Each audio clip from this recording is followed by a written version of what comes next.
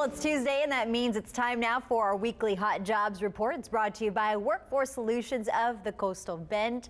In Corpus Christi, a bus operator is needed. You'll drive over an established route for your passengers. Pays between $16 to $18 an hour. They're also wanting a civil engineer. You'll complete construction projects by preparing engineering design and documents. Salary between $95,000 and $156,000 a year. They're also looking for a director of clinical risk and quality. You'll monitor and improve the quality of care at all locations of the health center. Pay is $25 an hour. And over in Kingsville, they need an assistant auditor. You'll answer the phones and help keep track of contracts and grants for the county.